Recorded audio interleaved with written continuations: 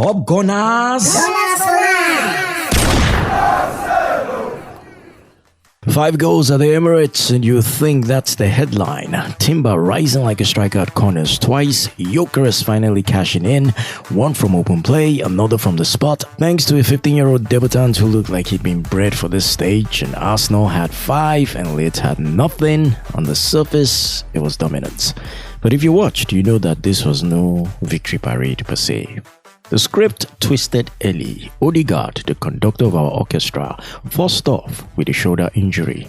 Later, Saka, our heartbeat, our symbol, clutching that left hamstring. Hey, the kind of moment where the crowd goes quiet even in a rout. Suddenly, 5 goals felt like a whisper against the roar of worry. And then before any of it came theatre, a new chapter. The lights on Eberechi Eze unveiled before kickoff. The crowd erupted. No minutes today, but the timing was poetic.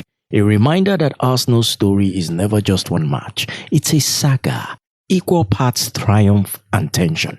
Across the world, the headlines wrote themselves. British press called it bittersweet brilliance. Reuters filed it as Gyökeres' breakthrough.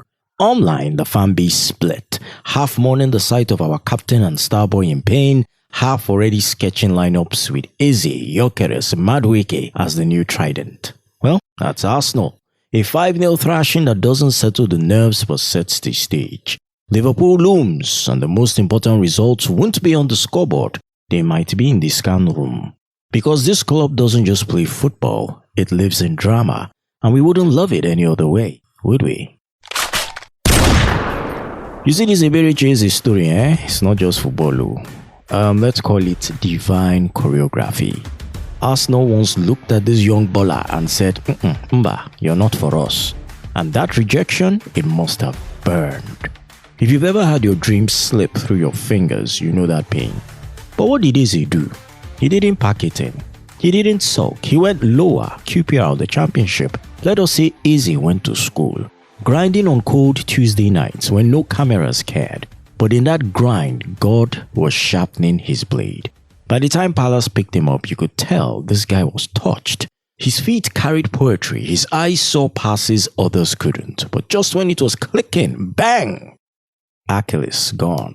That injury could have finished him. Lesser men stayed down, but Eberechi, he rose. Patient, prayerful, persistent. He came back even better, even bolder.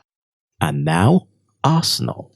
The same Arsenal that once closed the door, now rolling out the red carpet. From rejection to redemption. From not good enough to please wear our shirt. Tell me that's not a God story. Because some things talent can explain, some things hard work can explain, but this one has Jeremiah 29:11 written all over it.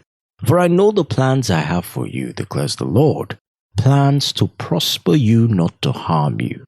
Plans to give you hope and the future. So when you see Eze glide into the Emirates, remember, you're not just watching football. You're watching testimony in motion. A boy's no became a man's yes.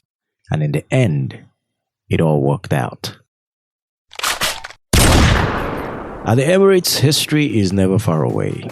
On Saturday, August 23, 2025, it arrived in the boots of Max Dowman, a boy of 15 who suddenly looked every bit the man Arsenal has been waiting for.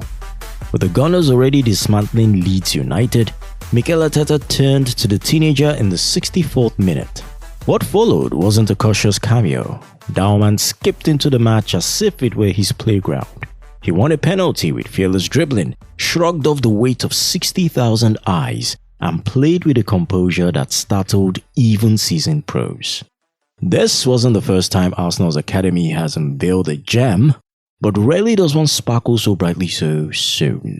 Dowman first appeared for the under-18s at just 13, an audacious step that hinted at something special. 2 years later, he's the second youngest Premier League player ever wearing red and white, etching himself into club folklore before most teenagers have sat their GCSEs.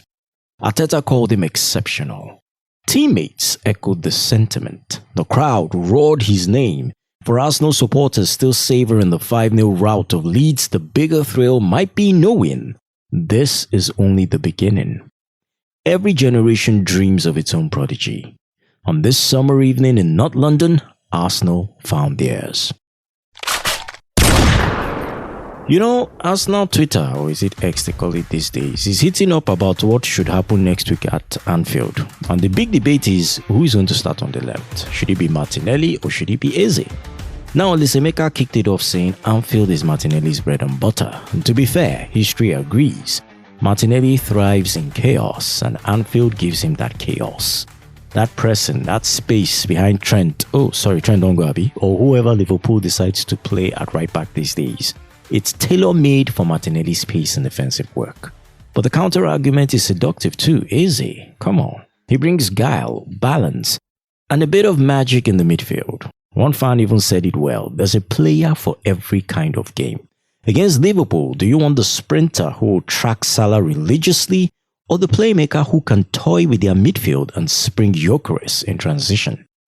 Some folks are dreaming of a blend. Martinelli wide, Eze in 10, Madueke on the right if Saka is not fit. That's a whole lot of ball-carrying power on the break. But to be honest, defensive discipline at Anfield is non-negotiable. Salah only needs half a second, and that's why the Martinelli lobby is loud. His work rate is priceless. Now, everybody agrees on one thing. Martinelli loves these fixtures. He's one of those players who rises to the moment almost like it's personal at Anfield. So the question for Arteta isn't just who's the better player. It is who is the right weapon for this particular battlefield.